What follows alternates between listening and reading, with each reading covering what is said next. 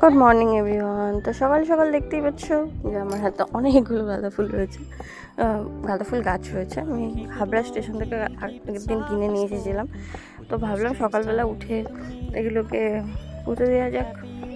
আর মামার গাছ লাগানো দেখে আমারও ইচ্ছে হচ্ছে গাছ লাগাতে। আমি তো আগে গাছ লাগাতামই বাড়িতে, কিন্তু এইবারই এসে জায়গা টায়গা কম বলে লাগানো হয় না, তাই ভাবলাম এবার থেকে ছাদেই টুকটুক করে লাগাতে শুরু করবো।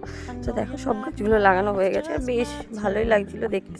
যে কটা টবে পুঁতেছি, আর যে বালতিতেও পুঁতেছিলাম। তারপর নিচে এসে এই বোঁদে আর গুড় দিয়ে মুড়ি খেয়ে নিলাম, এটা আমার খুব ভালো লাগে খেতে।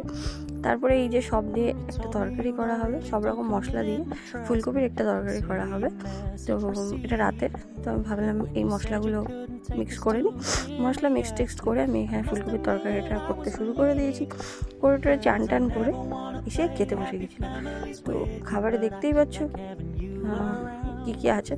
তো রাত্রে আমি বানিয়েছিলাম কড়াইশুঁটির কচুরি, আর সেই পুরটাও আগের থেকে রেডি করে রেখেছিলাম, কড়াইশুঁটির পুরটা। তো এখন আমি পুর ভরছিলাম। আর কড়াইশুঁটির কচুরিটা বেশ ভালো লাগে খেতে, সেজন্য ভাবলাম শীত যেহেতু পড়েছে তো কড়াইশুঁটির কচুরিটা তৈরি করা যাক।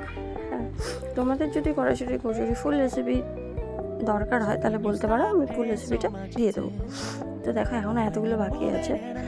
তো তারপরে আমি আর বিশাল দুজন মিলে বেরিয়েছিলাম রাত্রিবেলা, এখন বাজে প্রায় 10:30। দেখো পুরো হাতুঙ্ক বাজদের মতন আমরা বেরিয়েছিলাম, ওই বাড়ি দিয়ে আসতে গেছিলাম ভাইয়ের জন্য।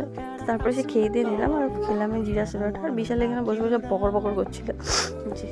তাই ভাবলাম ঠিক আছে, কোনো ব্যাপার না। তো আজকের জন্য ব্লগটা এটুকুই, দেখাবে নেক্সট ব্লগে। Bye bye.